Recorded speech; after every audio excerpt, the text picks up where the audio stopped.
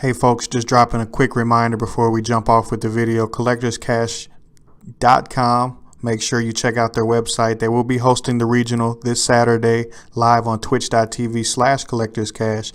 Make sure you tune in. I will be announcing all day with a few other of the Wiseguys. Having a great time. Tune in for some good Yu-Gi-Oh.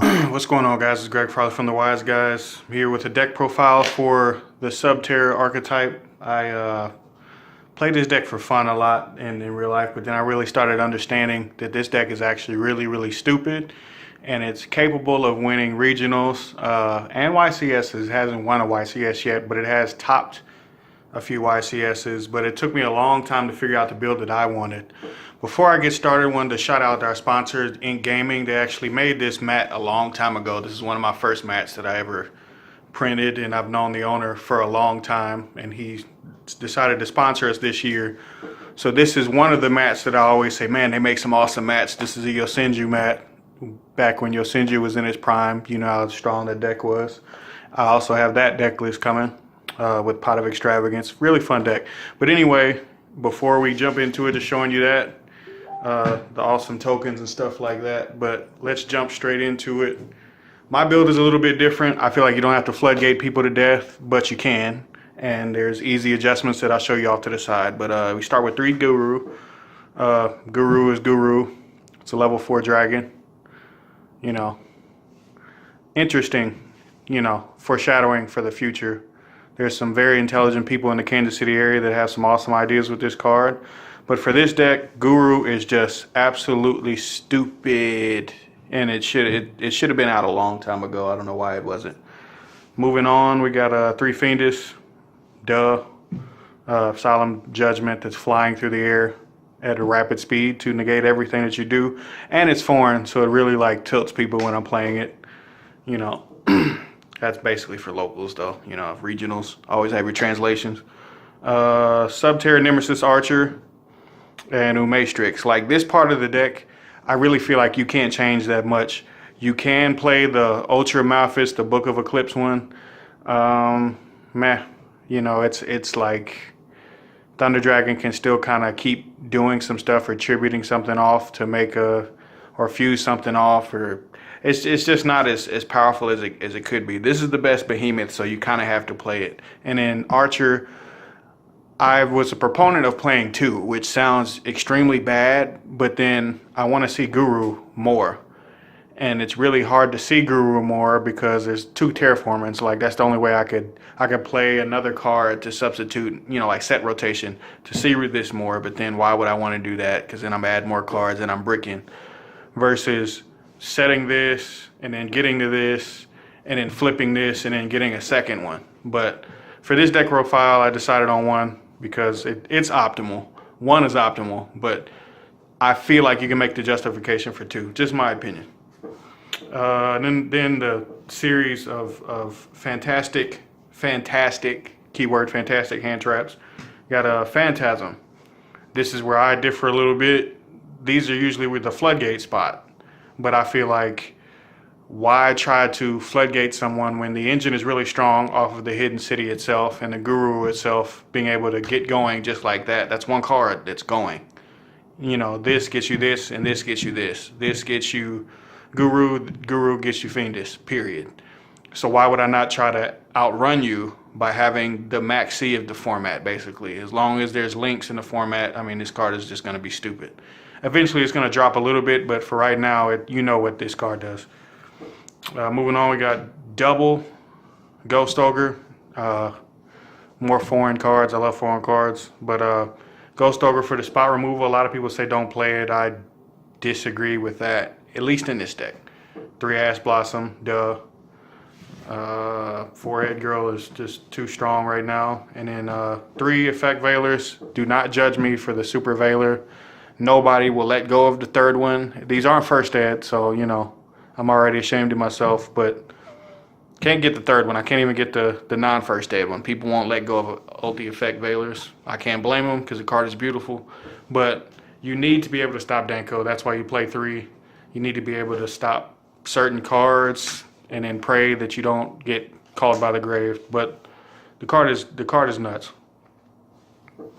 Moving into the rest of the deck, we got a double terraforming because terraforming, super poly because everybody's playing it. I mean, this can be a flex spot in the deck as well, and I could go on for 10 minutes about that. But super poly is just super poly. Like, you need to break boards. Period.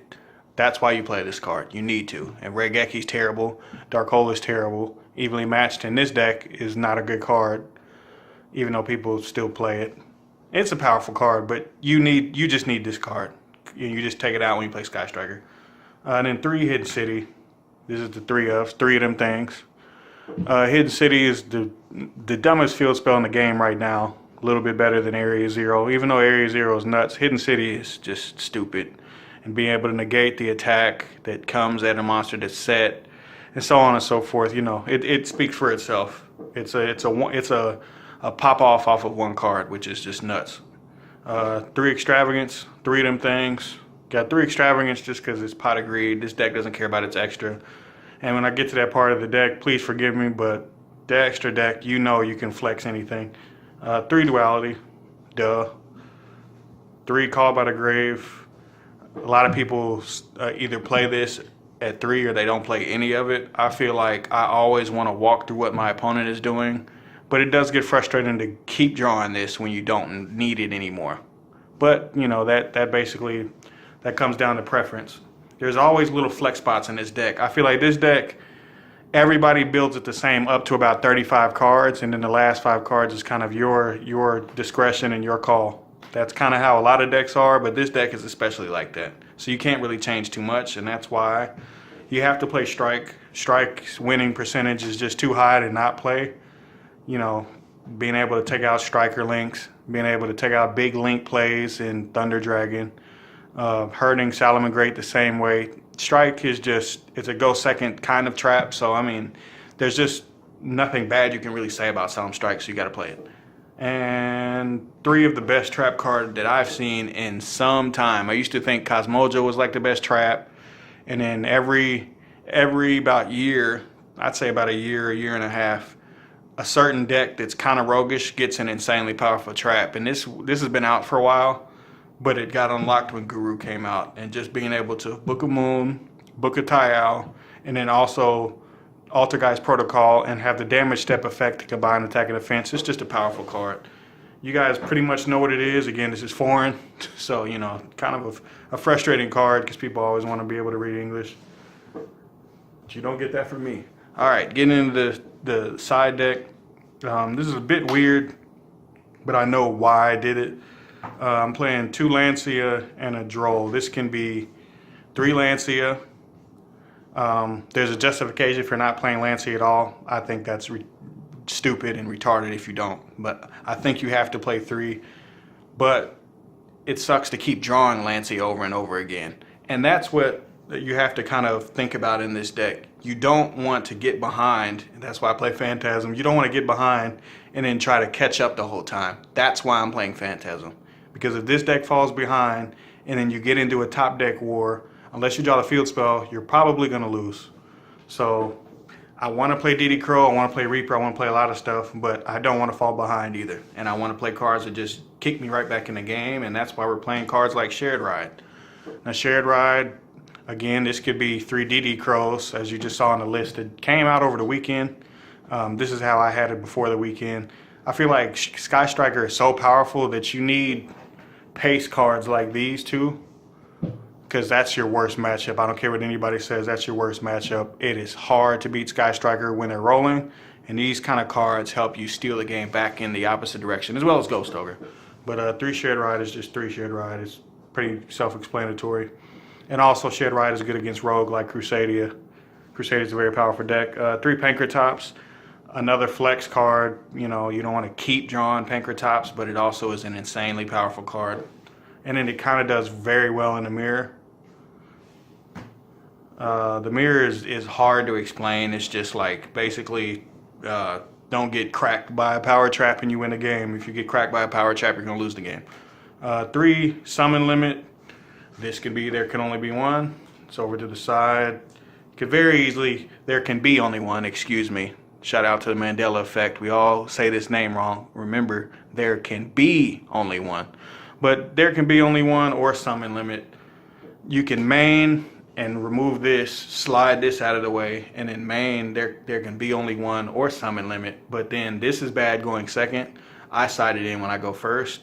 This is good going second, but I feel like the deck, again, falls behind, and you don't want to go second and start off with there can be only one, and you're probably already going to get blown out anyway. I like to draw cards. I like for this to get me to extravagance, this to get me to duality. If I'm playing Thunder Dragon or Crusadian, they keep making links. I want to Skull Dread. This is almost like Skull Dreading them on their turn. This is a stupid card, so this is just my opinion of how I'm playing it. 3 summon limit is just too good. This card is Vanity's Emptiness. It's insane when it gets flipped over. If you make a board that's really, really strong and they know that you're, if they know that you're playing something, or they like kaiju your guru or something, and you have this set, as long as you don't get cracked by a reboot, if they kaiju you and then they summon something, their turn is over. That's why I love this card, because then you handed me a kaiju, I probably have a Fiendus, I normal summon the Fiendus, I pull back the Guru, you're back to square one. This deck can handle not getting destroyed as long as you can stay alive and have your hand traps keep you alive. So forgive me if the angle is kind of weird too. My stand is kind of new and I'm still learning the angle on this thing. But summon limit, I really like this card. People hate floodgates, but this card is just entirely too good to not play in your deck right now. I think it's better than there could be only one, but its application is less often. And lastly, 3 Duster. It can be Mystical Space Typhoon. I actually want to play Mystical Space Typhoon. Gotta find them. I have them. I have the OGs from years ago. Because I kind of want to like MST right now. I don't want to wait. I want to be able to go off or set. But then again, Storm Duster is insane when you catch somebody in the end phase. You can't afford Twin Twister because you can't afford to discard, and that is what it is. If you get an extra deck, doesn't really matter. Shout out to the tokens. I love my tokens. Shout out to the Pegasus sign token and the Umbreon. No, it's not for trade. Cowboy and Titan and this guy and a bunch of stuff that just fills it out. These are all spots that you can actually put real stuff in. Phoenix has happened once or twice. Exciton Knight is a good option. And then everybody that fuses. You play Cyber Dragon stuff. You can play, you don't need this if you have 2 Titans, but this is still a good option, and also is good against Pendulum. And then Praying Kids is a very, very powerful deck, so you have to have at least that, in my opinion, for the Super Poly. But I think Dweller is a possibility as well, but if you're overlaying for 2 Gurus, you're probably going to lose that game anyway, or you are going to lock that game up. And I'm pretty sure that your deck can already do that. Again, this is Greg Farley from the Wiseguys. Make sure you stay tuned. Make sure you tune in. This is the most important part. I put it at the start of the video. I'm going to say it again. Make sure you tune in on Saturday. I will be announcing the Collector's Cast Regional in Lenexa, Kansas. It is always an awesome regional. It's always a bunch of variety in the decks. You're not going to get Sky Strikered and Salamangreated to death, although they are very powerful decks, and Thunder Dragon to death. There's always new innovations, and it's like the home of new innovation. So it should be a really fun regional. Make sure you guys stay tuned, and as always, YG baby,